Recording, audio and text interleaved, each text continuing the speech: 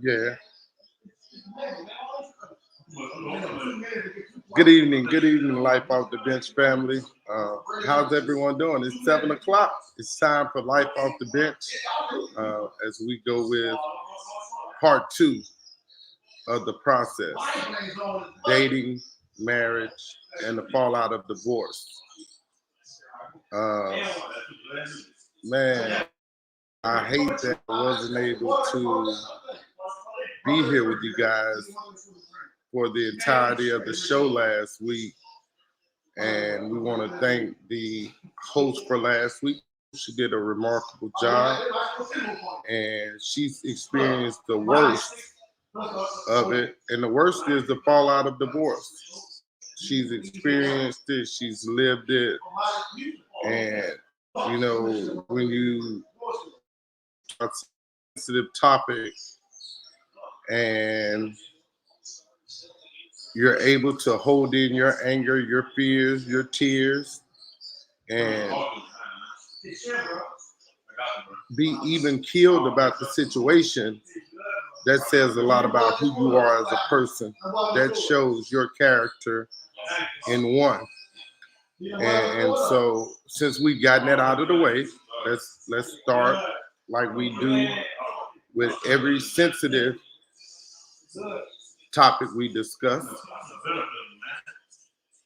We're gonna, and I know this is not. I know that most of the podcasts that air every single day, like, it's not very many that open and lead with a prayer.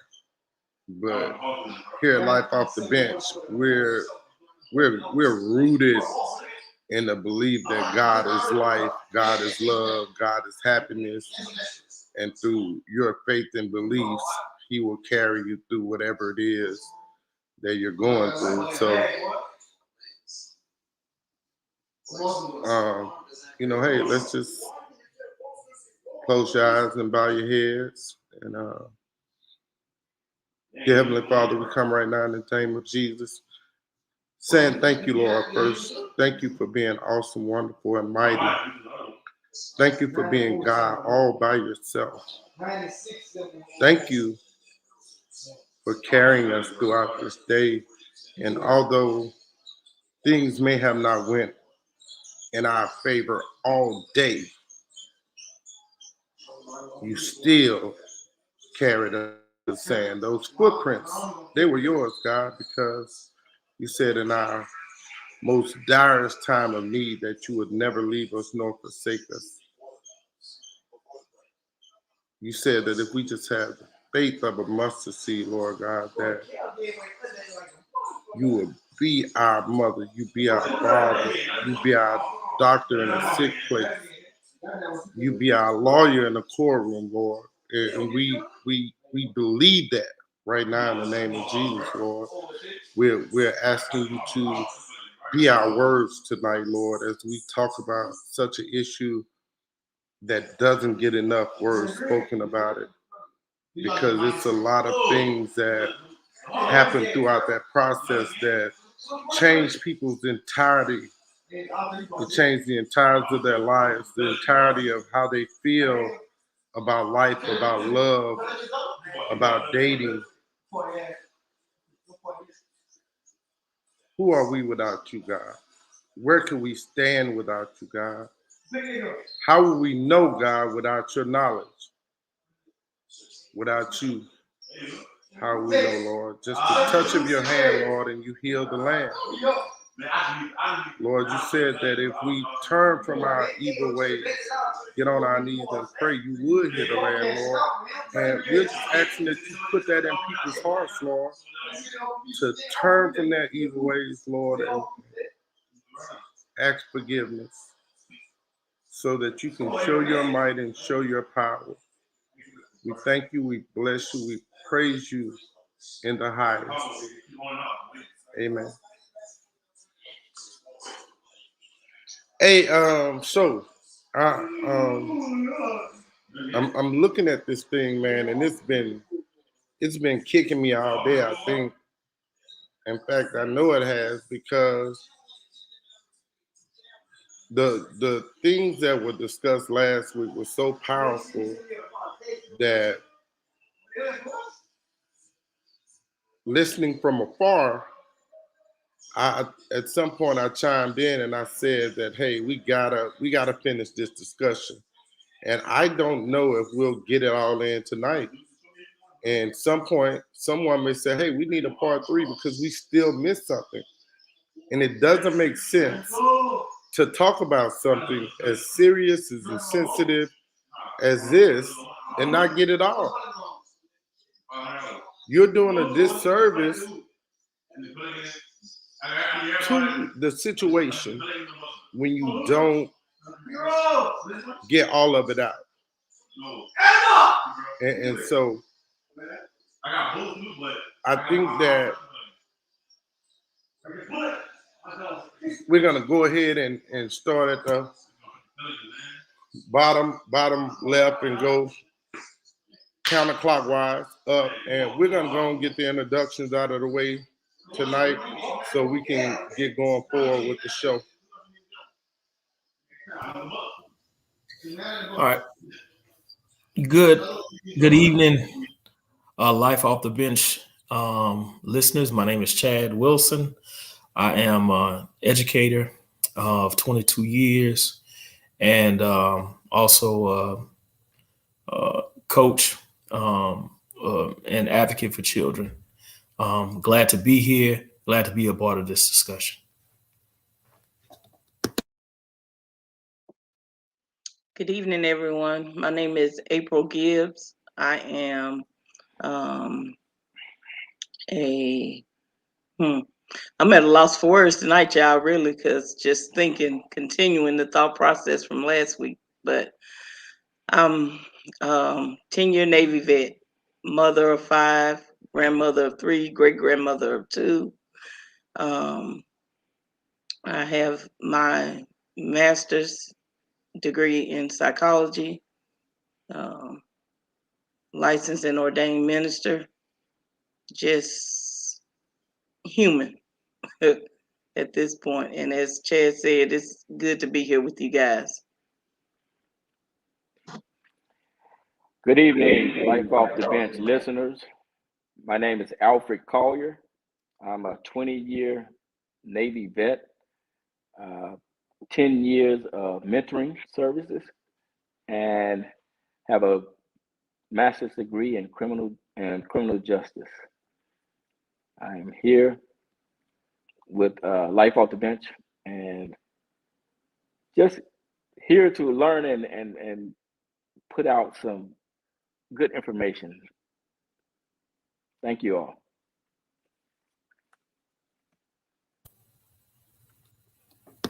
Conversing fellowship.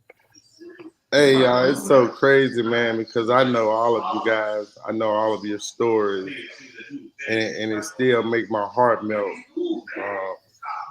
to hear you guys read y'all credentials because all of you guys are a part of this panel, and it's a lot of knowledge, a lot of wisdom, a lot of education that we bring. And again, I'm gonna say this, and I don't, this is who I am. I don't care who like it or who don't like it. Like, we're not. Our show isn't based off of humbuggishness. It isn't based off of bull. Like, we're not trying to get views based off of illogical, irrational thoughts. Like, the people on this panel, they work hard to give you guys the information needed to help you heal. These are real life issues, real life topics, and these are people that have been married, been divorced, dating. Real people trying to help with real life solutions. And so when we think about that, we're going to start off tonight, and it's what is dating like in 2022? what is dating like in 2022? And so we heard Alfred's story last week that when he met his now wife, who is a panelist who's absent tonight, that their first date was Bible study. How many people can honestly say that that's how their first date started? How many people can say that? What's your first date? What's the first date? What's the first date? First dates generally consist of dinner and a movie, or just dinner, or going to the coffee house, CC, Starbucks. Or if you go out on the first date with me, you want to play pool. Sorry. If I got to pay for it, at least I'm going to do something I like. I ain't, I'm not big on movies and all that. Like, I think that's something from my youth. The first time I ever went to a movie with Robin Williams, I had went hustle money all day, man, to go to take her out on the date. And I worked my can out so hard that day to get enough money to go out to eat and take her to the movies. I slept the whole movie. And I have not been the same since about movies. So we're gonna start with April, since she's a single lady. All the single ladies, flip your what's dating like in 2022? I wish I knew. Really, I do. I said last week that I'm content in the state that I'm in.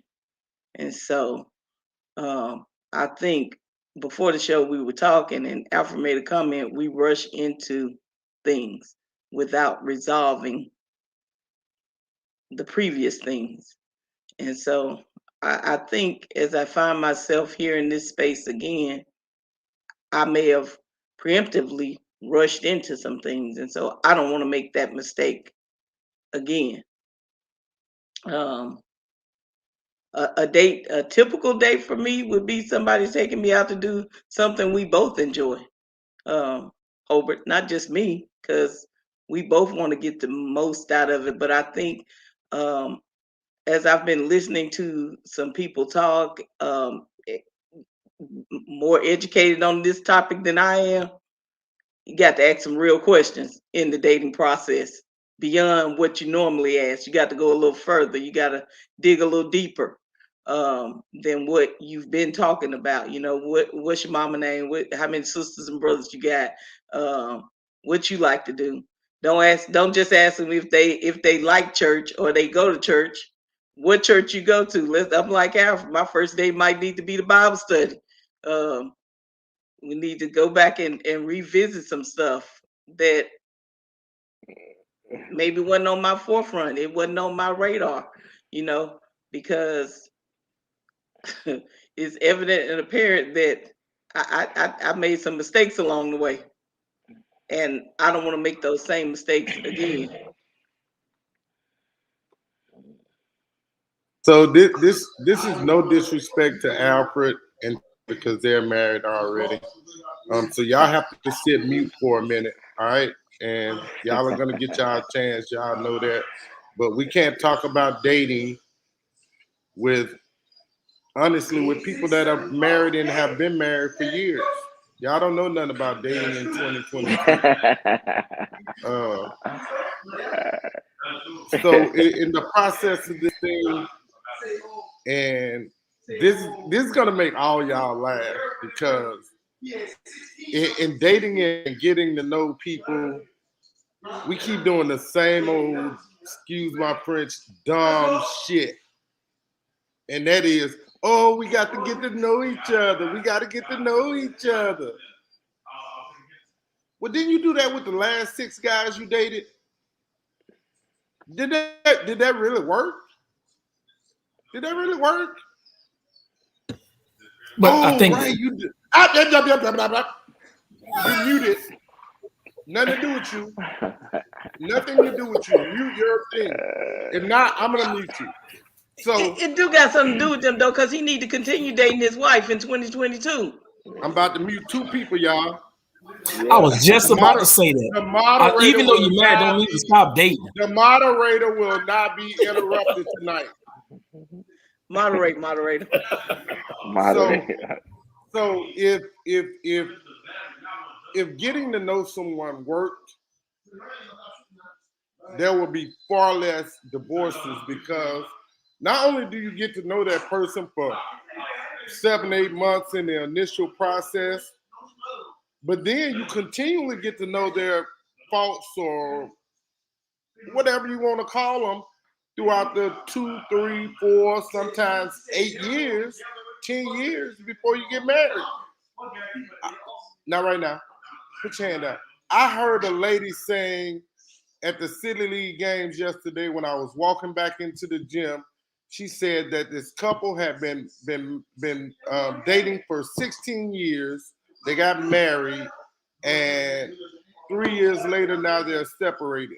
And this was a lady that looked to be in her 60s. She said they were better off dating. Does that sound right? That's not what God said. Why not? How about this right here? How about this right here? If you meet someone in your everyday travels with them, every day that you travel a path with that person, treat them how you want to be treated. Give them the love that you want them to give to you. Treat them with the respect that you want to be given. And guess what? Time always takes care of itself. I'm gonna repeat that again. Time always takes care of itself. And now, as they're saying in today's dating game, is this you or is this your representative? You won't have to meet someone's representative in lies, because whoever they are, every day it's gonna show.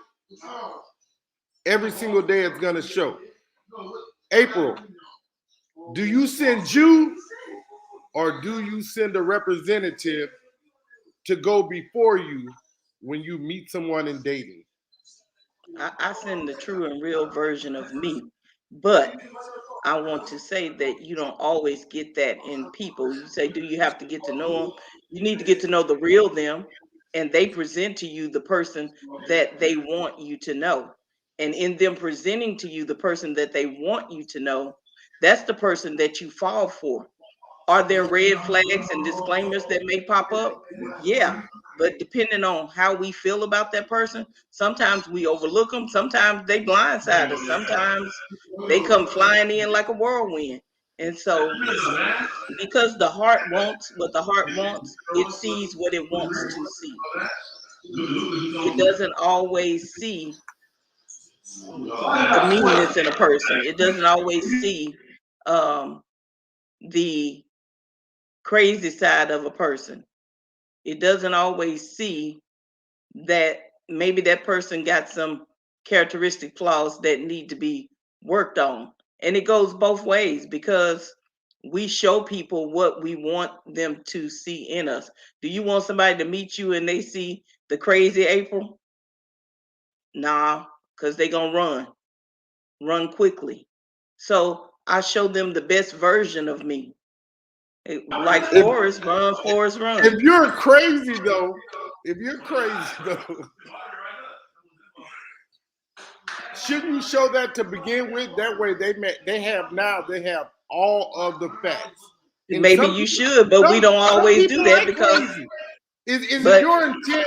If it's your intent to deceive and mock the process of dating and falling in love,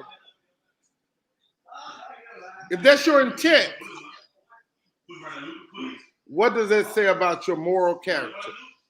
Well, the moral characters have a lot to do with the whole process, who you really are. But if you don't know, okay, so if you marry into a family or you getting to know a person that you're dating, now 9 times out of 10, the best person to know that person is the family. The family ain't telling you they crazy either. They telling you, oh, I'm so glad he met you. You just the best thing for him. But they knew he was crazy. So they help him disclose that, to hide that craziness, or her. Don't let me be biased, him or her. They help him to disclose that crazy. No, you don't want to show nobody you're crazy up front because they're gonna run. So Most let people me not ask gonna you stick this then. around for that. Let me ask you this then.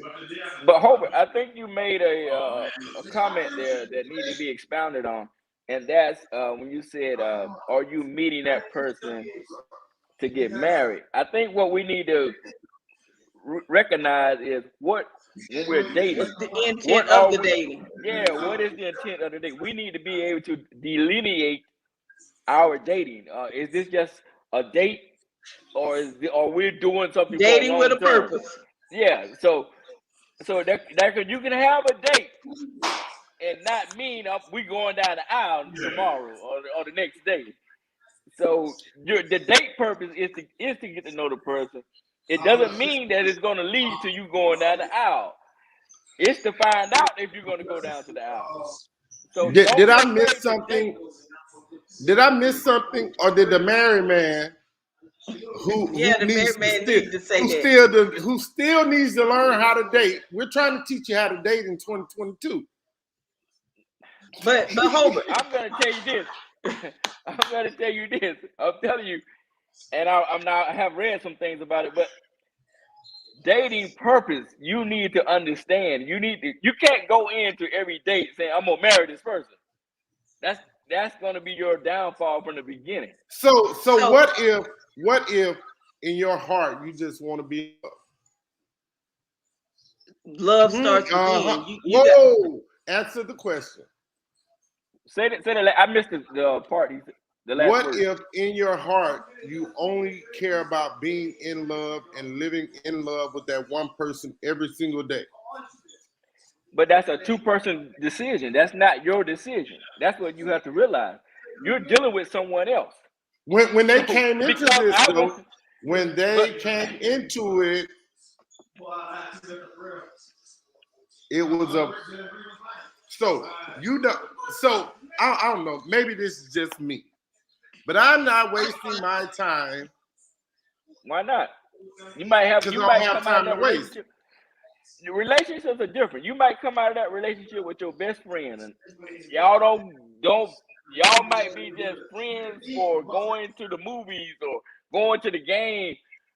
You should understand what your friends are for. How to have friends. You can't just because I want to be. I mean, shoot. There was plenty of people I thought I was gonna marry or I wanted to marry, but I couldn't make them marry me or love me that way. So you have to understand that it's two people in that relationship, and if they're not thinking the same, if they're not on the level you're on level, and they're not receiving you the way you're receiving them, then no, you need to determine what is this relationship for? What is this relationship for? I've had relationships with women, and we just hung out. We never go no further than just hanging out. I knew that's what it was about. We just going to another club or we going to hang out somewhere. That was it.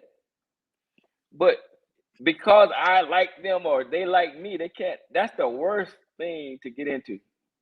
Trust me, that's the worst relationship to be into when you're the only one. When you're the only one giving in the relationship because you're the only one who want to be in that relationship. right. And so what if that's if love is what you are looking for? I say you got to start loving yourself first. And both people have to love themselves first because you can't truly love someone else if you don't know how to love you. And that's really a stage that I'm in as well. I'm learning how to love April all over again. Not that I never loved her or I don't love her, but I'm learning how to love her all over again because sometimes you got to redirect the way you learned something. It may not be the proper way of loving. And so when I go into dating this next phase, I got to learn how to date myself in order for somebody else to date. to date April and to date me. Yeah. Not just the way they know how to. So people love how they want to be loved, and they don't necessarily love your love language. But you have to learn how to love in not just your love language, but that person's love language also. And I think in doing that, you learn how to give the ultimate love, because you're not giving a selfish love. It's about what I want, what April wants, but it's about what we want collectively.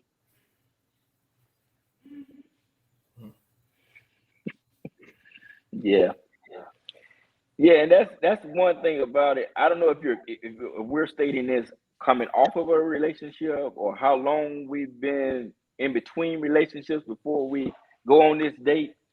But we just discussed that earlier about the 5 positive things we need to uh, reward ourselves with. We need to think about before we do enter into this relationship, is the fact that you got to have your self-confidence going in, because you can't go in expecting someone else to make you happy. That's the first thing. That's the first You have thing. to be happy going in. You have to have confidence in yourself that, hey, if this thing don't work out, I'm going to be able to walk away. It's going to be okay for me to walk away from it. And then your mood. Everyone is not going to have a good day every day. You know what I mean?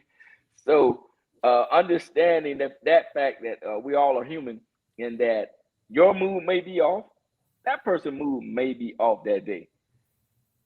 So your moods, you got to be able to get over that too.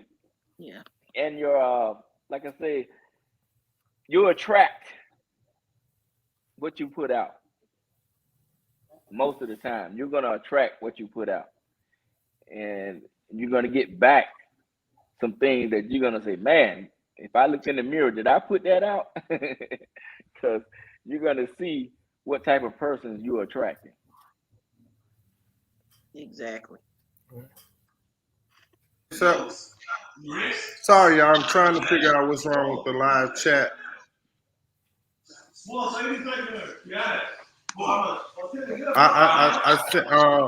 I'm trying to keep up and figure out why the live isn't working, and so you guys have to forgive me for that. But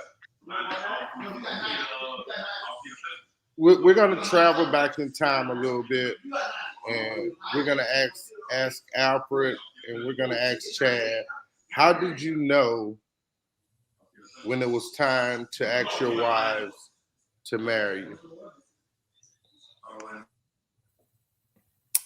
I guess that's a very, very good question, because as many of you all know, or many of you may not know, my wife and I dated all through college.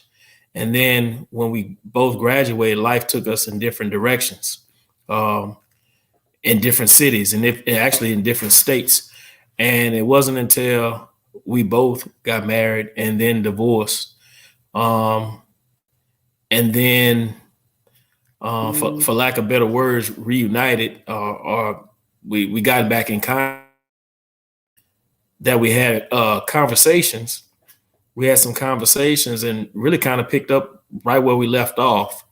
But how we dated in college was quite different than we dated, after college.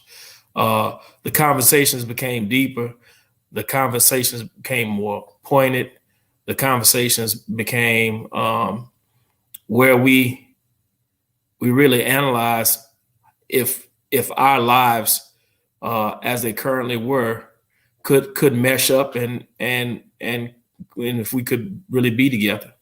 So we had several hours and days and months of deep conversations about how we wanted to raise kids, conversations on family, how we wanted to handle family if we got together, how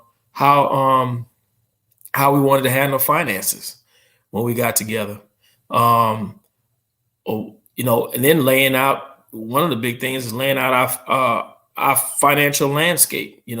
where am I, financially? Where is she financially? What are our financial goals? What are your financial goals? Then the biggest was spiritually, where were we? And not so much, do you go to church? Because I don't think either of us, have ever parted from church. But, where were we spiritually? Like, what do we believe? How strong is our faith? What is our faith in? All those different types of things are the different conversations we had, and many other topics as well. And that's when we said, hey, we can make this thing work, and we made some strategic, pointed, intentional moves, and that's how we got back together. So, when you're talking about dating, and the thing about it was really transparent with one another. We was really authentic with one another, and when you were talking about dating in 2022, and what does it look like, and are they really showing you the authentic them? I think that's one of the things that may be missing, is people being really authentic with one another. It's one thing when you show them the best version of you, but do you show them what your insecurities are? Are you showing them what your flaws are, and giving the other person, and vice versa, and then giving the other person the opportunity to say, hey, you know what?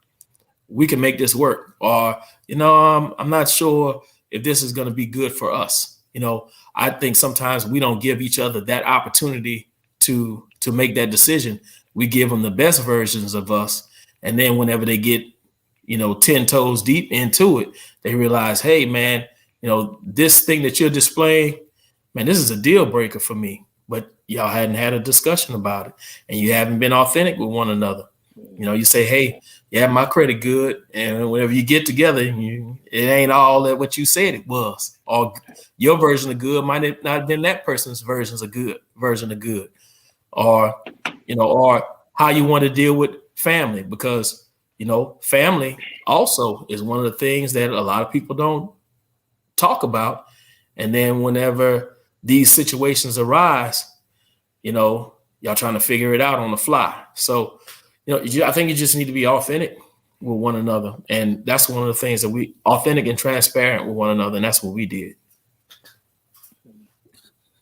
Amen. Amen. Okay. I'm going to come from the situation of situations, I believe, age, experience, and God.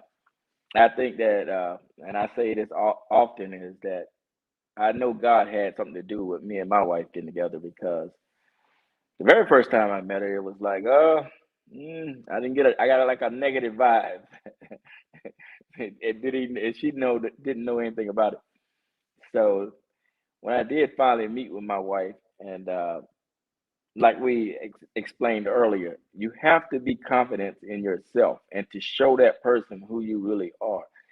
So when I met my wife, the reason we went to a Bible study is because Bible study was already on my schedule, and I was not going to miss Bible study. So, and I did feel comfortable with asking her, hey, you want to be with me? You want to come to Bible study? That's where I'm going.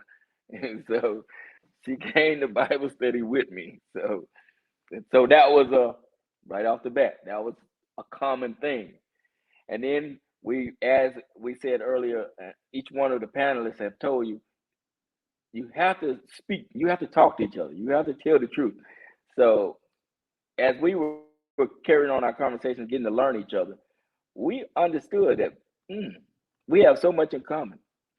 When I took her to church, we both found out that we were both AME, grew up in the AME churches, and we have always been AME. And that was a common thing for us. We were both in the military, and when God put us together, we were both at a point in our life where we were physically and somewhat mentally broken. we was on the men. We was both in rehab in the military. So when I met her, I was in a vulnerable state. She was in a vulnerable state. We were at an age where we were able to accept that and be able to portray that to each other and see if she was going to be able to accept my vulnerabilities and I was going to be able to accept her vulnerabilities. We had both experienced failed marriages also. So we had a lot of things that was in common. So that's why I say God's hands was all in this relationship. So she was from Illinois, I was from Georgia. That's like two different worlds. And when it came down to it, she was about education. I was about getting my education. She was about getting her education. She was about advancing mentally, physically, and economically as I was. And we were able to work together on that. So she was a big help and a big supporter of mine when I went to school. Did 20 years in the military, came out, went back to college, and needed that support. I mean, I was there by myself, so and I supported her with every endeavor she's had. So it's always been a prayerful thing. We always prayed on anything we did before, and we still do. And I just believe that the experiences we had, the age that we were at, and the situations we were in aided us in being able to connect with each other on a spiritual level and be able to accept each other the way we have. That's solid. That's solid, fellas. Thank y'all for sharing y'all pre-married stories, things that led you guys into marriage.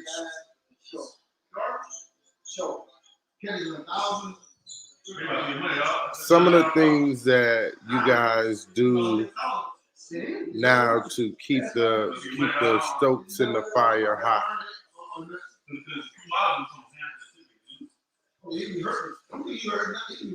Alfred? Oh, yes. All right. Like I said, right now, we're both pretty busy, but we still do movie night at home since we don't go out with the COVID thing, we don't get a chance to go out to like the movies or anything. But we do movie nights at home. We sit here and we'll find us at least two movies that we're gonna sit and look at and then discuss after the movie while we discuss the movie with each other. And and see what take did she get and what take did I get from the movie. So yeah, we do that. I just and every week I buy my wife a card, chocolates, flowers, plants. Sometimes I give her plants. She got a lot of plants out here now. She said I buy the plants so I can keep her busy. She had to go around and water the plants all the time. But yeah, just like today, I bought her a card today. And I bought a candy last week. I just do whatever I can. It's just little things. You don't have to do nothing grando. You can, and when we do go out, we do go out. We travel every year. We try to at least do. We travel domestically and then internationally. Every year we try to do a trip somewhere. Well, my wife and I, we have 3 kids, so they keep us busy. So most of our getting togethers is centered around the kids. I have a son and a daughter who runs track. So during those seasons, we're all over America. My little one is just into toys, so sometimes we'll just steal away and just go look in the toy section for the little one. But we do look forward to times where we could do things together without the kids. And it doesn't have to be all the time. It's not a grand thing. Sometimes we might just, we might have to go shopping, and we take some time amidst that shopping just to go and eat a hot fudge sundae, because that's one of the things that we did when we were in college. We used to go to Sonic and share a hot fudge sundae. But also we take time. We look forward to the times like our anniversary and when we go out of town and those different things. We have different things that we set aside just for us. So and the funny thing is we do things separate from one another, but we also do things together. So it makes it even more fun and enjoyable, when we are together, because we do things apart as well. And I guess the thing that's the most impactful is we spend a lot of time talking about stuff, just about our day, about what we want, what we desire, from, like I said, from the most minuscule things like paying bills all the way to the most, what we're going to do for our anniversary, the big things. Because we got a funny thing, we got married in Vegas. So we're always talking about when we going to go to Vegas again. When we going to go to Vegas again. So, it's a lot of communication and a lot of just stealing off with those small times, those things that may not seem like a big thing to many people, we cherish, those little, like I said, going to Sonic and sharing a Sunday, or those little small things that it means a lot. Yeah, I just love walking through the stores, and then I'll see something that reminds me that I think she would find funny, and I'll pick it up, and I'll pick it up, and then I'll sneak it in the house, and I'll put it somewhere I know she's gonna go, and then she'll find it later, So yeah, I like doing stuff like that. And so, just to give y'all the female point of view, that's like the small things. It's the small foxes that invade the vine, and that people like, not just women like that.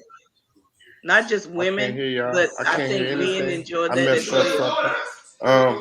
So if y'all can hear me, that's all that matter. I'll figure the rest out in a minute. But in the process of dating, we passed the dating stage. We figured out how we knew it was time to get married, and we talked about again some things you do to keep the marriage spicy, to keep the marriage hot, to keep the marriage smoking, which is a process that I guess I wasn't very good on.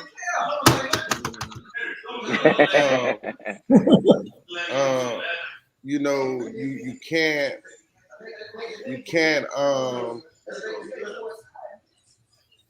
can't always win. I guess that's the harsh part of it. The goal is to win. So you go before a preacher or before a judge or a justice of the peace, or you have a sister that's an ordained evangelist. Everybody doesn't have that liberty. But in any case, you say some words that says, I will eternally and forever love you. And here comes the harsh part of it. And I attest that if you do anything except until death do you part, it's failure. And so the question is, how do we omit failure from marriage? It's not an easy thing to go through, to give of yourself in pure honesty and pure love and pure compassion, to give of yourself to someone and then one day things don't go the way you conceive it in your mind, in your heart, in your spirit. What does that leave us? Well, it leaves us again in the harshest manner of this situation, and that's the fallout of divorce. And again, I attest to you that to me, it doesn't matter who's right or who's wrong. When you get married, you said that I would accept this person for good, bad, better, worse, richer and poorer, sickness and health, until death do us part. So when you do that, you should find a way, a reason to make it. And again, and this is the one thing that I love about this panel. Even in failure, they never lost their connection to God. They never lost their connection to God. And so I know Alfred. I met his first wife. I've known Alfred for almost 35 years. My very best friend in the entire world is Alfred Collier. And so I share his pain in his first divorce. It was not easy because sometimes children are involved. Sometimes children have to view that dysfunction that they don't have anything to do with. I want to say this part here too because I just got a text. The person that sent me the first text, I'm going to read your question like I always do questions in the question and answer part of the show. And then it said, don't forget forsaking all others. Don't forget that part. So that means don't cheat. And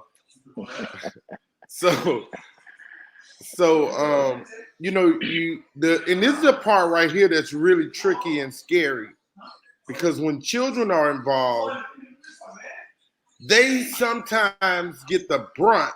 They have to take all them doggone gut shots of adult foolery, adult tomfoolery. And so, again, I'm going to attest this. Kids that grow up and be around have to listen to dysfunction every single day, grow up to be dysfunctional children.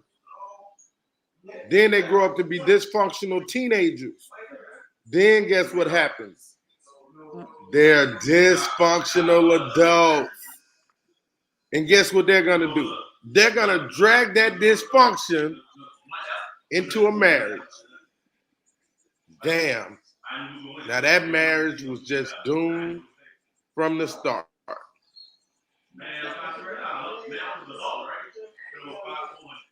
Y'all know I said a lot, right? Yeah, you did. I just said a lot. But all of that, and guess what? I got a lot more to say because it's in the integrity of the marriage that this matters. I'm going to say that again. It's in the integrity of the marriage that this matters. And if you do anything else other than till death do you part, it's failure. So we're gonna, I know you've been sitting there so patiently quiet. You've been sitting there so patiently quiet. I'm coming back to you now. You look so beautiful today, looking like your grandmother.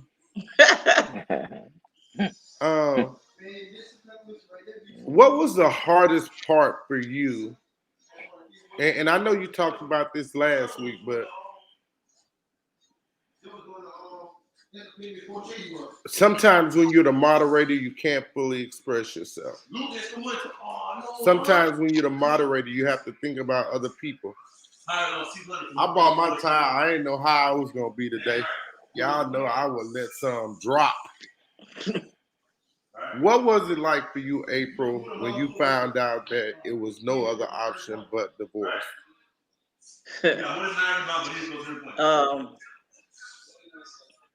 First marriage, and I think I said this last week, it was 21 years in marriage. That was half of my adult life. And it felt like death because the person that I started out on a journey with, I wasn't going to get to end that journey with him because, and I've heard this from Alfred and Chad today, that they both had to not just look at what was going to happen in the beginning of the relationship, but what was going to happen in the middle and what was going to happen in the end. And so they had to continue making changes if necessary in order for their marriage to be successful. And when you get to the point where you realize the person that you're supposed to make these life altering decisions with is no longer making them with you, it's hard. It's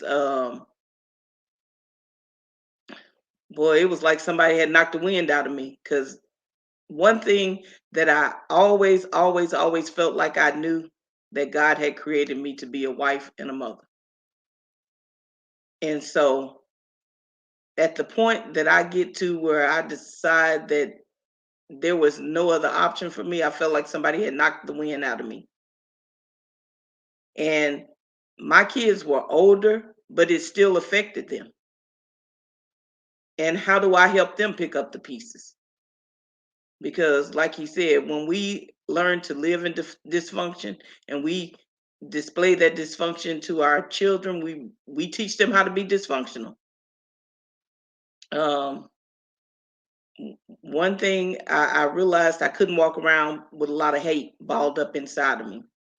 And I'm a person that I love to love. So that hate and love cannot reside in the same place. So I had to figure out how to love the person that I was no longer going to be with, that I had said I was going to be with for life, so that we could be friends.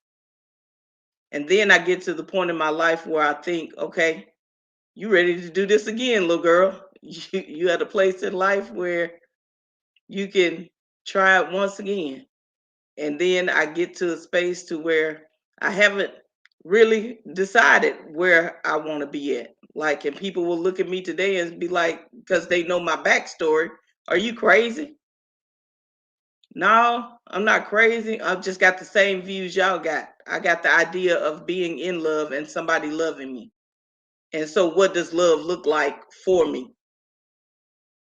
And we have to look at, can people change? Do people change? Are they willing to change? Can you change? What part did you have to play in the decision-making process of what happened in your relationship? And how do you move forward without looking at the thing that you thought was going to destroy you?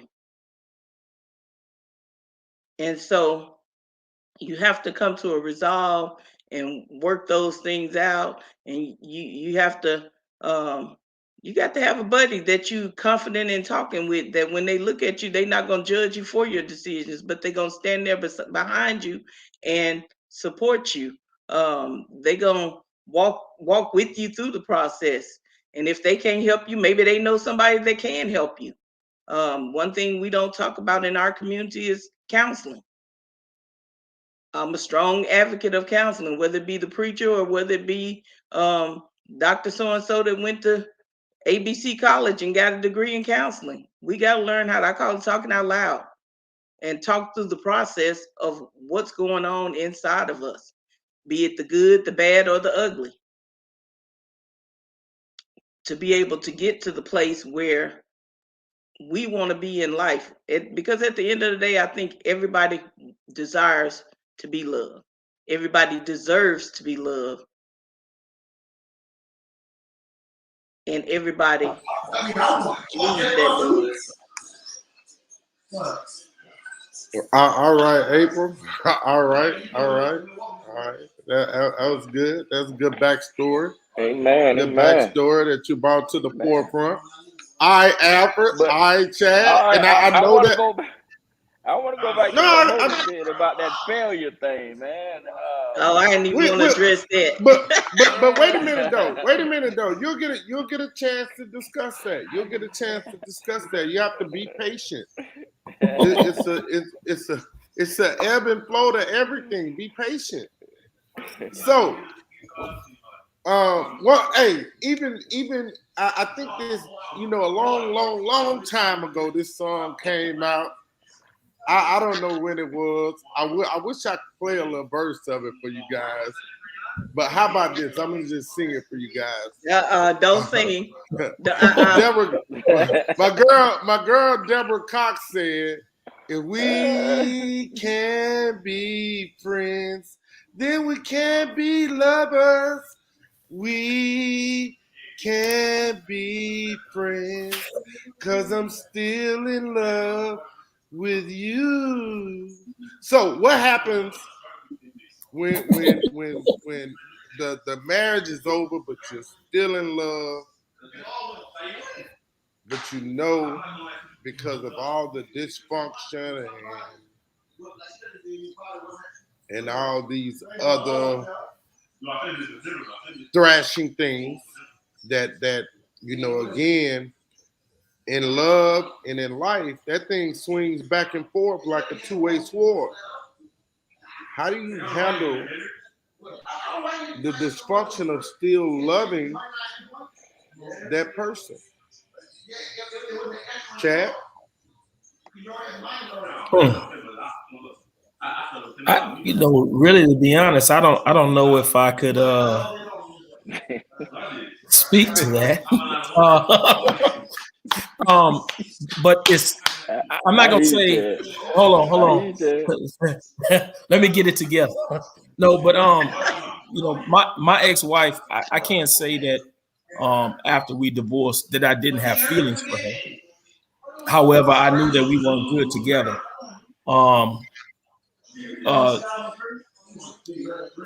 To your beginning story, beginning question, you saying, like, how did you know it was over? Or how, we're not going to know. We're dealing with the whenever you right knew it now. was What are time you to doing part. in the beginning? For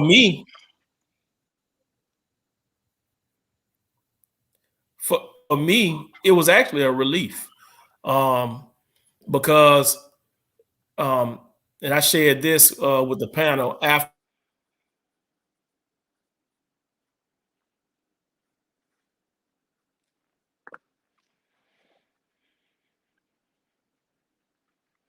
I think Chad went off.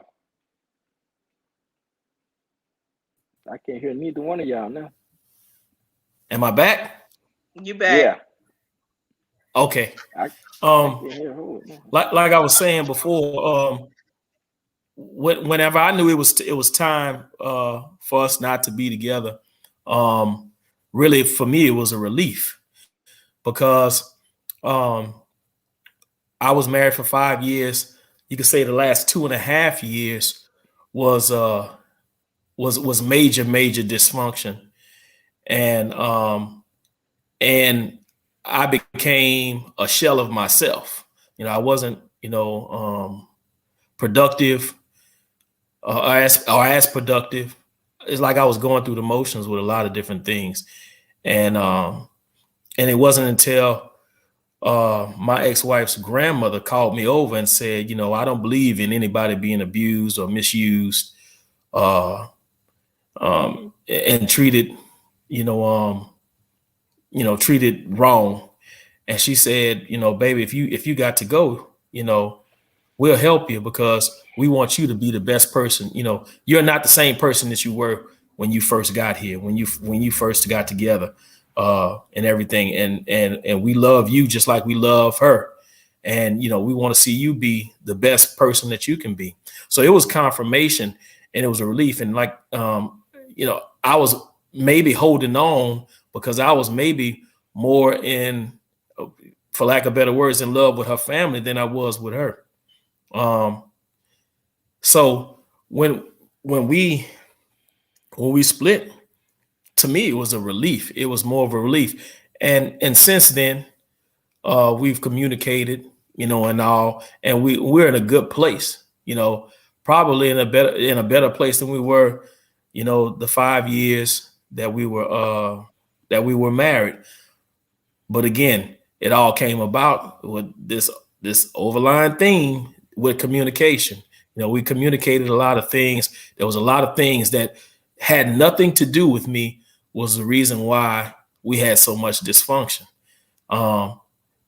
And would I say that, of the 5 years, all of them were bad? No, not at all. But those things, you realize what's a deal breaker and what's not. And for those last couple of years, we were at that deal breaking stage where, there was a lot of dysfunction and hurtful things that we done to one another that put us in a place where, it was irreconcilable. So if you ask me, like I said, I don't think hate was ever in our situation. It was more of a depression and not being true to who we are and not being happy. And that's the reason why, that's how I knew it was time for us to part. Or we knew that it was time for us to part.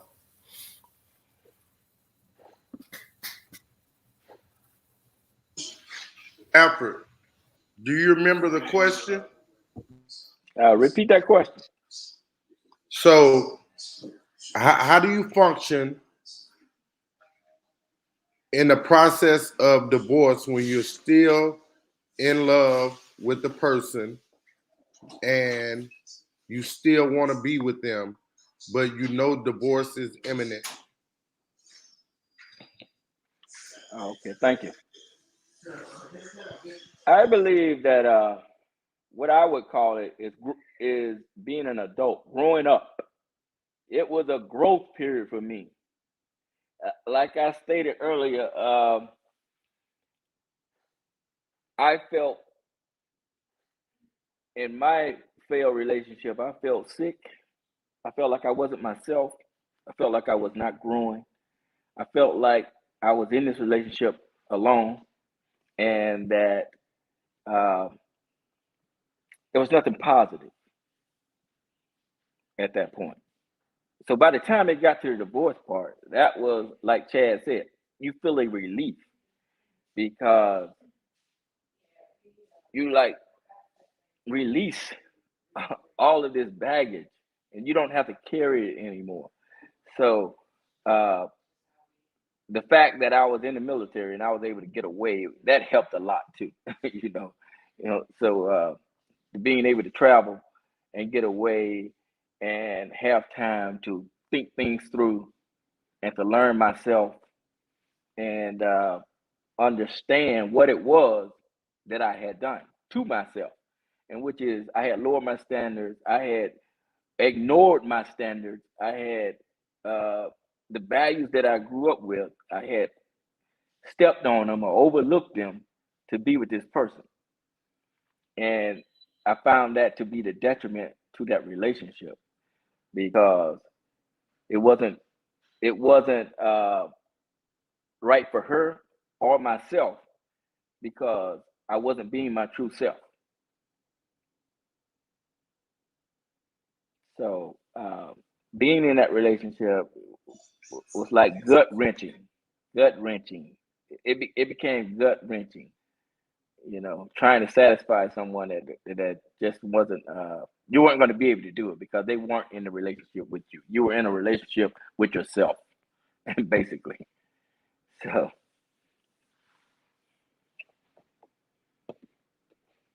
Now, can I address that failure if you get divorced question? Yeah, go ahead real quickly. All right, I got a quick summons on it. So when you ask the question, failure if you get divorced, you consider that a failure. I consider that as part of life. I see it as we all fall short of the mark. You're asking a human being, you're asking people to be perfect. And that's not how life is. Life is not perfect. Uh, when you have situations like that, you got to think about, like I said earlier, you got to think about things like age. What's the situation? What caused them to get married? Some people back in the day, even today, people get what they call it these days, ghost and all this on TV and all that, and people try to get married all kinds of ways now, but not understanding the ramifications of what you're doing. People are looking for love in all the wrong places, and this is what's going to happen, Hober. And divorce, to me, I did in the beginning, and that's what kept me in this mess. Was the society looking at it as a failure and not the detriment what it was doing to me physically, emotionally, mentally, you know, staying in this divorce, staying in this marriage. Getting a divorce allowed me to learn who I was again, grow that confidence, and be who I was again, back to who God restored me to who I was. So I don't see it as a failure. I see it as growing. You grow from that type of thing. I did. Let me say for me. Let me speak for me then. I grew from my divorce. I grew. I understood and knew what I was looking for and what I wasn't going to put up with. That was the things that I learned. Well, my. And I'm not talking about Johnny Gill. Now we got to carry the show over another 30 minutes. And I sincere, that's coming from a place of love, because now contradictory has seeped into the format. You just said that now you're asking two people to be perfect. No, I didn't ask two people to be perfect. Two people went before God and said they will be perfect for each other.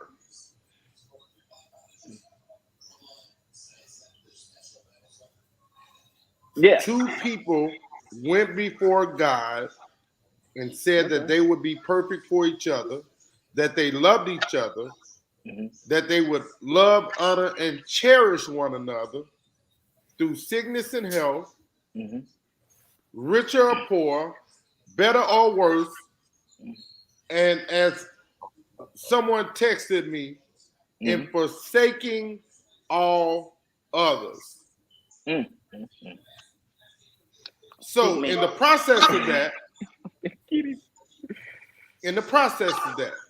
and this is why these intimate discussions need to be had. No, I didn't ask anything or anyone except for the person who I said I do to be perfect. Not perfect in life. Okay, 1 second, please. 1 second, and I promise I'm gonna pick you. We cannot keep doing this. Because again, not only are our lives, because sometimes men put just as much into a marriage as women do. Men love just as hard as women do. And I'm not trying to kick a woman here, but I'm just stating the facts. Kids get trampled up in that gumbo. And now they have to try to figure it out and say, ooh, do I love my mother more or do I love my father more? Well, why you got to pick? We're both your parents. Why not just love us every single day? Because that's still how we love you every single day.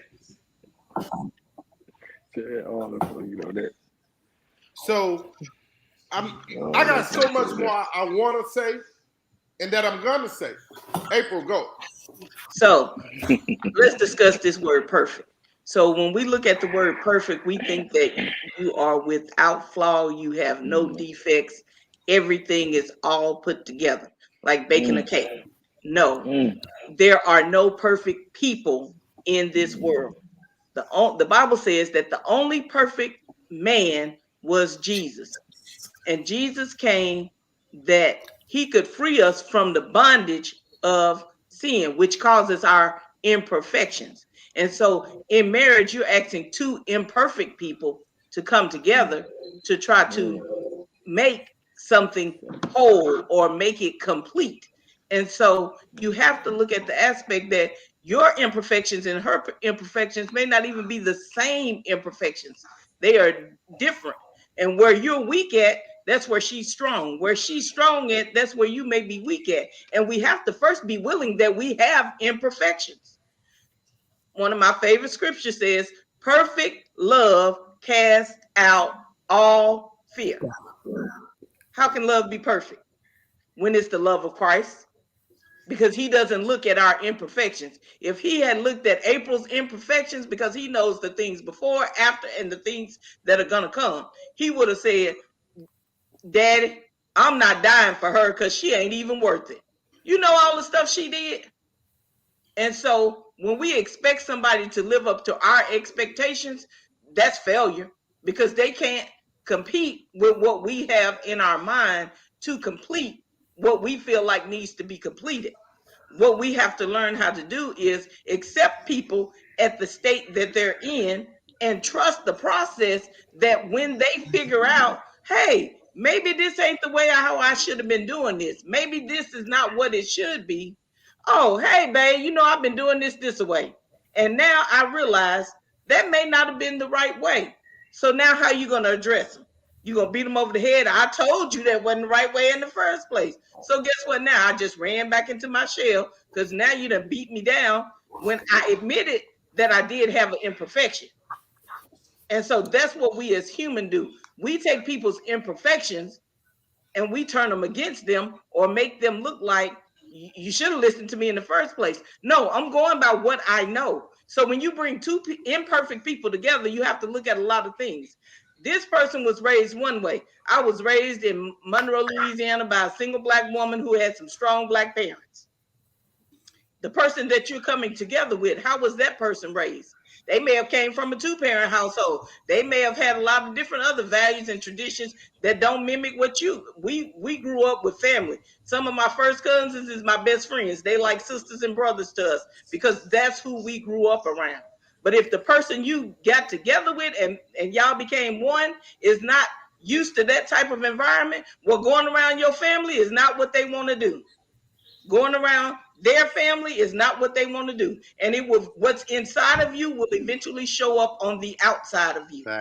And so we really have to learn how to, if this is the person that I'm going to be with, if this is the person that I want to spend my forever with, if this is the person that I don't even say those parts of the vows in sickness or in health till death do us part, because so many people don't even know what that truly means. If you knew what that truly means, you think twice before you even made it down the aisle to the altar.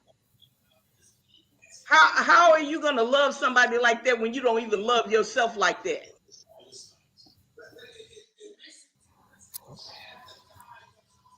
That's a question you want to ask? Yeah, it's kind of like a high five. High five.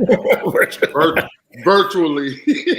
Like, I'm serious. And so, yeah, does it affect the kids? But you know, if you ain't listened to nothing else that Chad and Alfred have said, conversation rules the nation. So if you talking, so we think kids don't know what's going on when we in that place where, or that space where we about to call it quits. Trust me, they do. Mm-hmm. I know my own kids said, we heard y'all arguing. This was way after the fact. Y'all heard us arguing when? Y'all would be in the room with the door closing. Y'all thought we didn't hear you, but we heard you. They're listening. They're paying attention. You know why? Because we're the people that they look up to. We're their first role models. We're the one that's going to desperately decide what road or what path in life that they're going to go down. How does your little girl look at marriage? Who's the first man that she fell in love with? And guess what? Our kids marry the person that they see in us. Little boys marry women that are like their moms. Little girls marry men that are like their dads. So if you was abusive to the parent, guess what? Not even necessarily that she looking for him. He gonna find her. She gonna find him. And now they stuck in this same rut. And they trying to figure out how to dig it out. Chad probably deals with little kids every day. He trying to figure out, okay, so how do I tell them this without really totally uprooting everything that they've learned in their house from their parents and making it seem like it was wrong, but just giving them a different option to look at. That's what marriage is. You give each other a different option to look at. Not that my way is better than your way or my way is right and yours is wrong, but we got some different options we can look at. Say, babe, maybe we want to try this next time. We don't have those discussions. I call them real life discussions for real life events. And, you know, just to piggyback off of that, when you having these discussions before you get married, how many people really talk about, hey, look, this is the dysfunctional situation that I have going on in my life, and the other person say, this is the dysfunction that I have going on in my life. Hey, can we tolerate these dysfunctions? Right. Do we ever have that conversation? Or and you may not see it. No one's gonna say it's dysfunction, you know, but if you have a surly relative, are we gonna be able to share different spaces when it's time for us to get together? You know, right. Can you tolerate that? Can you tolerate the relative? Can you tolerate that? You have to have those types of conversations before you decide to get married. You know, there's a book. I don't want to plug anybody, but there's a book that I read, and it said, and it's titled "Before You," and it talks about the different aspects of life. Before you do this, you need to look at these things. Before you get married, you need to take in consideration a bunch of these different things. And so, again, you have to have conversation. You have to have conversation, and you have to see whether what this person is going through or what this person has on their plate, is it a deal breaker for you? Because some of these things, they are. There's a deal breaker. If you grew up with a certain level of dysfunction and you don't want to experience that anymore, and that person has that going on in their life, it might not be a good idea for you to get together. You know, so you have to have some real, I'm talking about some deep, real conversations, some really deep, real conversations, and not all this surface stuff, you know, because that's what we do. You know, when we date, we have all the surface stuff. You know, everybody shows the best version of them, and it's all so surface. And then whenever you get together and you get down to the nitty gritty of it all, and how you operate, how the other person operates, and you realize how we operate in life, it don't mesh up. Right. And that's where we have the conflict. And then it becomes even more dynamic when you have children involved, which brings me to a question, and I'm going to stop with this. Is there a such thing as a healthy divorce? Is there such thing? Or is there a way that we can have a divorce and it be a healthy separation? Is there such an animal? I think so, but yes. You got to be willing to sit down at the table, everybody, kids included, and have the conversation of this is going on between mom and dad, and we collectively want you to understand that it has nothing to do with you. Right. We both love you. You got to choose your words so they understand that mom and dad want the same thing for the child. We just can't figure it out enough to continue to be together. And you got to be honest. And then, like even Meditra's question said, in being married, is it important to be consistent as you go when you date? Consistency, boy, consistency is key. If you ain't consistent after you get into marriage, you already destined to fail. And the consistency has to be across the board around the table. Mom, dad, children, everybody got to be on the same page. So to the point to where this is why I say when you release your children out into society, you ain't worried about what they're gonna do because you trust what you done put in them. You know, and that's what we're raising them up to be adults who can be consistent in every aspect of their life. They can bring to the table and come to the table and reason. When I was a child, I thought like a child. When I became adult, I put away childish things. That's Bible. Bible. May I add, Hobart, when you said when you quote your marriage vow thing there that about God, I'm gonna tell you this. As human beings, as man, we drag God into a lot of things afterwards. After we done made the decision ourselves, we make decisions and then we bring God in it later. And that's the point. You didn't bring God in it at the beginning. You can't wait till you get to the altar and say, yes, I do, and all this, and then think God's supposed to take over. You should have asked God in the beginning, at the dating stage. When you met this person. Yes, that's the point. And as human beings, like I say again, we get over our skis because we see things with our eyes. We see things with our carnal eyes, and we want it. And we don't think about the ramifications at that point. We just thinking about, oh, how wonderful it's going to be. Right. It's just like Christmas. When kids hassle you all year for this toy, and then when they get it for Christmas, they ride it for 10 minutes, and then it's over with. You never see them on it again. It's over with because they didn't think about, oh, it's gonna be cold at Christmas. I can't ride the bicycle until summertime. so we don't think. So when I go back to the failure thing, my reason for saying I didn't look at it as a failure because it's a failure if you don't learn. I would put it that way. If it's a failure if you did not learn from that relationship going into the next relationship. If you allowing yourself to act the way and allow others to treat you the way you were treated in a bad relationship, then you didn't learn from that other relationship. Right.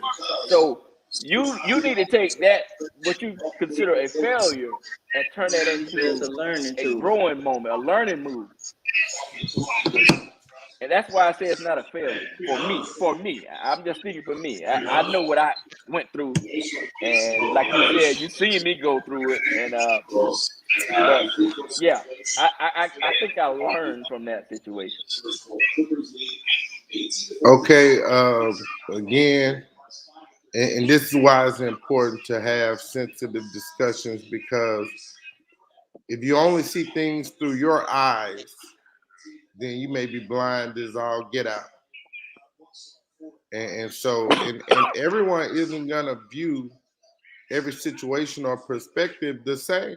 It's just impossible and illogical. So I see it as failure because I consult God before and take him with me everywhere I go. Even in my doing wrong, I take God with me. And a lot of people say, oh, wow, that ain't right. Well, I still want to be protected. That's just but that's just who I am.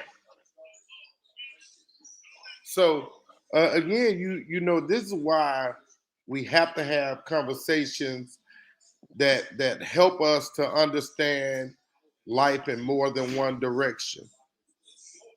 And when you see me making a funny face,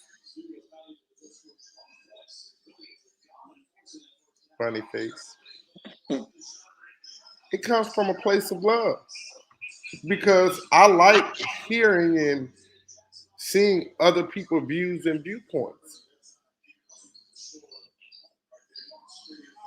And it makes you say, well, why? I didn't look at it like that before. Doesn't mean you have to agree with it. Doesn't make it right. But it doesn't make it wrong either. And being married is important to be consistent as you were when you dated. Keep that same energy and communication, Meditra J. And so, what I interpret that question to be is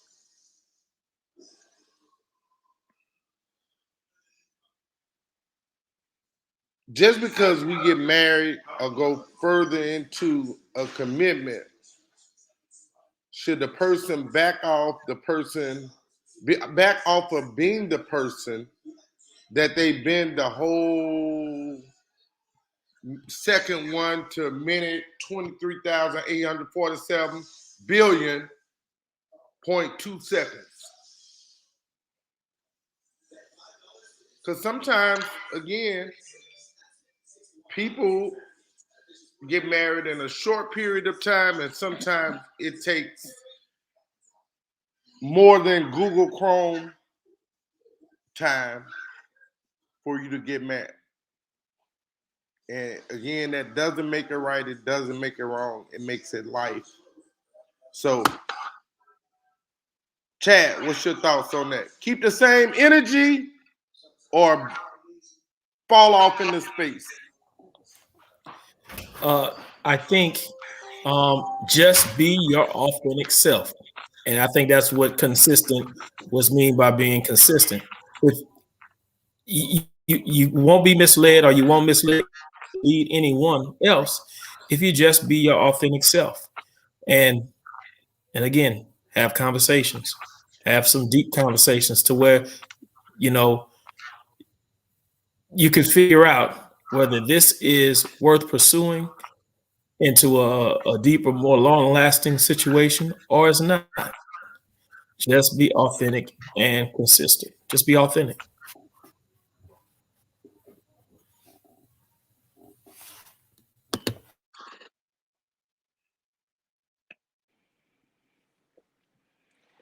I think you muted, Hov. You muted, Hov. Yeah, my bad. Yeah. So y'all know I really didn't mean we were gonna go 30 minutes, and y'all talk too much. I ain't gonna even lie. Y'all talk too much. Can't be but one real talker. Well, Hov, you picked the wrong group then. Well, Hov, I knew I was gonna marry my wife within 4 months. Come I on. knew she was the one. Within 4 months, I knew my wife was the. I know, because her niece was the only one. Harpo. So, hey, look, y'all. I'm gonna put this statement up, but as I'm putting the statement up, put this final statement up. You guys go ahead and give your closing arguments, and we will discuss later on if we need a part 3 to this. Definitely need a part 3.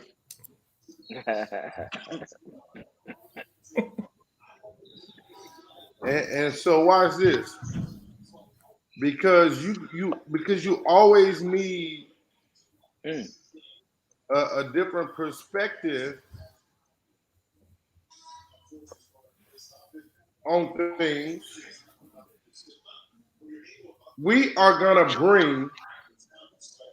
I'm going to find an impartial moderator from a married perspective this time to host the show.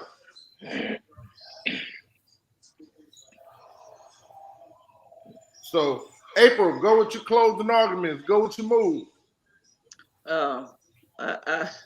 Love is a big thing to people in life, in marriage. You know, we even talk about, we tell people, I love you. We ask them, do you love me? The Bible says that the heart is deceitful above all things, and who knows it except I, God. We've been talking about being your authentic self, your true self, all night long. And if you come to the table and present this version of you, which is not really you, but the person you want me to believe you to be, then you can't, I'm going to say, you can't love me like I need to be loved, and I can't give you the love that you need in return. I often tell people, be upfront with me. Tell me what it is that you want up front, and let me decide if that's what I want to deal with in life or to go on and be a part of in life.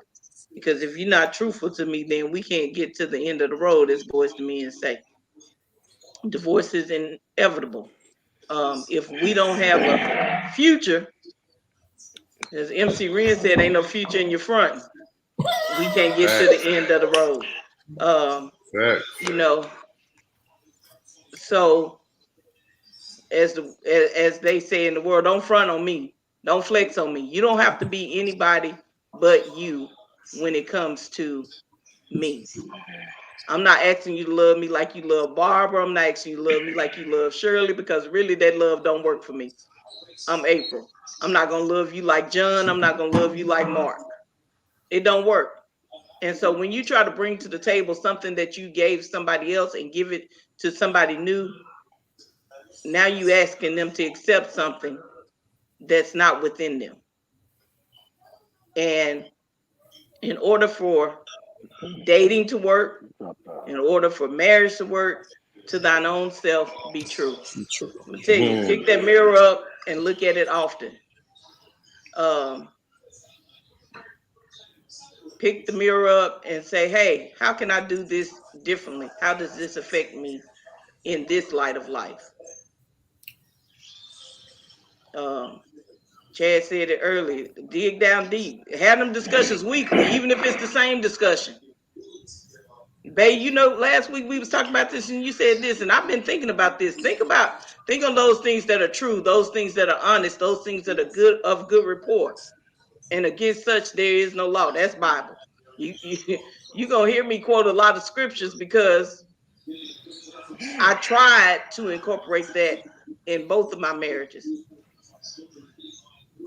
And it wasn't that the word didn't work, because the word is powerful. It works. Right. It's the people that don't work the word. Right. You can't judge somebody for their indiscretion because they sin don't look like your sin. Sin is sin. There's no and it's degree all to ugly. I'm gonna stop because he already told us we talk too much. But I'm telling you, part 3. Chad. I'm just gonna say what I said before. You know, the only way that you could be in a lasting, productive relationship is to be authentic. You have to be who you are, and it's almost like it's like fool's gold. You could sell the person you think that other person wants or what have you, but is it gonna last? It's only gonna be good for a moment. If you could be if you be your authentic self, and you have great conversations, in-depth conversations about where your goals and aspirations as a couple, and you want to build these types of things together, and just you have to be authentic. You have to be on one accord. And if you don't do that, then you are setting yourself up for failure. You are, and that's not only with relationships, marriage, or whatever. But I'm talking about anything. If you can't be your authentic self and be true to yourself, then just you best believe that failure is around the corner. Alfred. All right. I'm going to lead y'all with this, that I believe that marriage begins with you. Marriage begins with you because when you enter into a relationship, and that relationship, when you start dating and I've heard Chad say it several different times, that you have to be open and you have to be your authentic self. If you want to have a lasting marriage, that person has to know who you are and be able to accept you for who you are in the beginning, not in the middle, not in the end, in Right. the beginning. And God has to be ahead of all that. So my suggestion is, if you meet someone and you think you might like them, you think you might like them, take it to God. Like the preacher said right there, take it to God first. Trust me, meditate on it. He will tell you. He will give you a sign. It will happen for you. If not, then that wasn't the one for you. Right. And you have to accept that. You can't. I'm gonna leave you with this. It is the worst feeling in the world trying to make someone love you the way you love them. You find yourself in a relationship by yourself, carrying the relationship. So when people say, come in with that energy you came in with, nah, we both have to have that energy. We both need to have that energy. But a lot of times, as like I said, as humans, especially men, we like to think that we're gonna fix that problem. I'll fix that problem. I can. Well, I like her. I like her body. I like her face. She got a pretty face. So whatever her attitude is, I can fix that. And that's the issue. We get our kernel in it, and we get it up first, and that's where we lose it at. So in the beginning, you got to go spiritual. If you ain't yoking, it ain't right.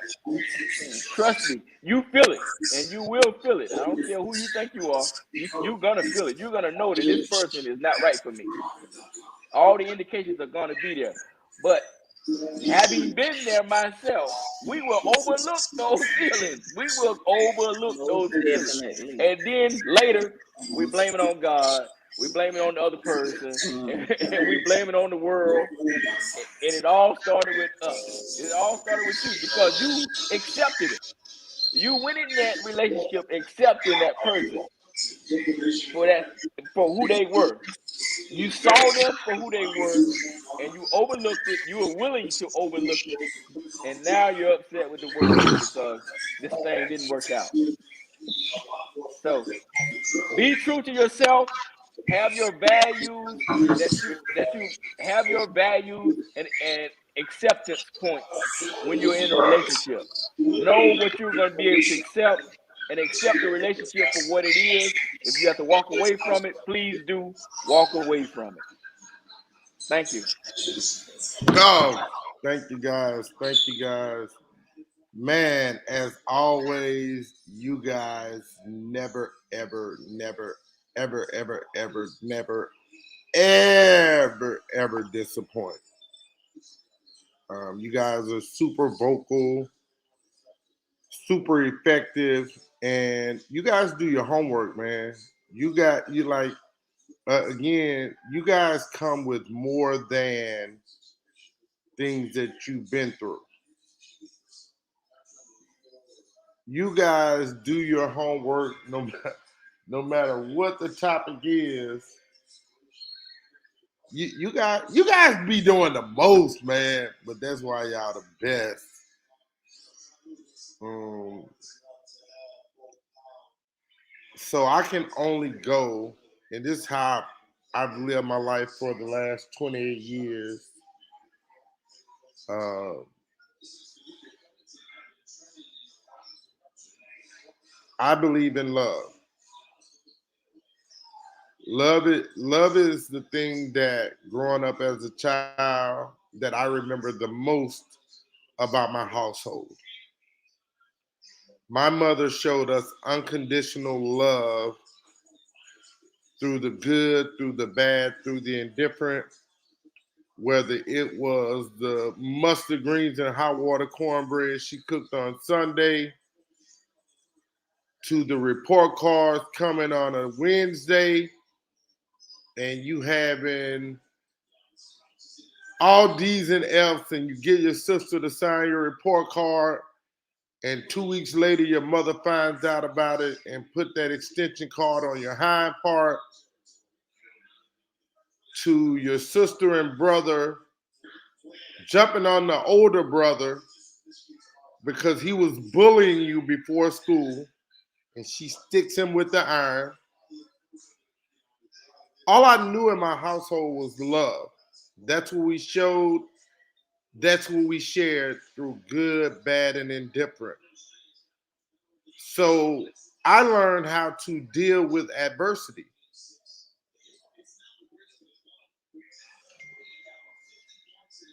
I learned how to fight through some shit for me. Well, as you heard some of the panelists say tonight, it takes more than one to make a marriage work. It took more than one to start dating. It took more than one to decide to get married. It takes more than one to stay married. It takes more. Say this again. It takes more than one to stay married. You must do your part. Now, your part isn't what you think your part is. Your part just isn't opening your legs. Your part just isn't paying the rent, mortgage, light, water, gas. Your part just isn't being the disciplinarian. Your part just isn't mowing the yard. Your part just isn't helping the children with schoolwork. Your part first is, man, I keep having to go back to stuff that the panel has said all night. Your part is the first lead with God. Once you lead with God, then you have a spiritual base, a spiritual foundation that's centered and created off of love, understanding, and God's wisdom. Because God's wisdom is not our wisdom. God's wisdom will give you and allow you to see things that the natural eye, the naked eye, could never see. It's called foresight. Foresight will give you the tools necessary to know whether to unlock the doors of your heart or to get the chastity belt and put the key on it. Because sometimes sex gives us a false feeling, a false impression of love. And that's not love, that's called lust. Lust has been the driving force of more marriages and been the leading force for more divorces for generations. If you aren't willing to be everything that you want, don't ask for anything. Because now you're setting yourself up for failure, false hopes, false dreams, and false expectations, which do not work. And again, now you're asking your spouse, your mate, to give more than you are willing to give. Don't give me 50% of you, because if you only give me 50% of you, you have room to give 50% to someone else, because all I know is how to give 100% of me.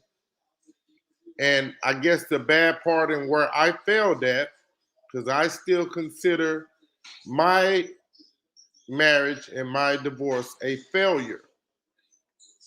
I failed everyone that I told I would protect them. And so my failure happened when, if I'm not getting the same thing I'm giving, I back off. I go into a shell. And that's hurtful as well. You have to be all that you want. If you are not willing to be all that you want, what should you not do? Say it with me. Don't ask for shit.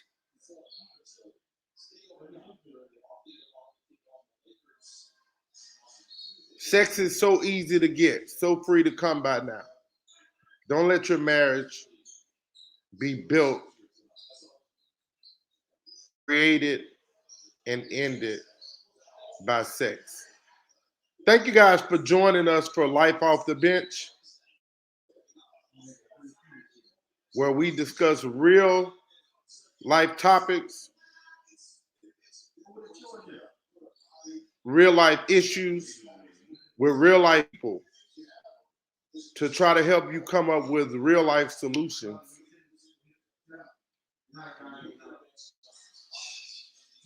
I think for this show, we need to change the motto. And no, I'm not talking about what's the motto with you. April says it a lot. And when you're talking about this, it defines a whole lot.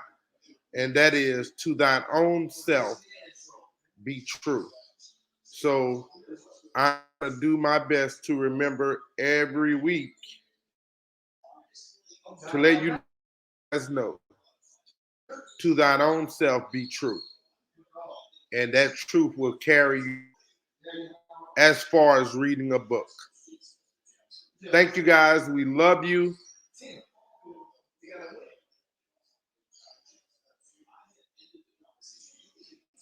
Can't. All right. Hey, put your hearts up. Y'all know this is what we do at the end of every show. Put your hearts up. Hey, be true to thine own self. Lead with love. Good night.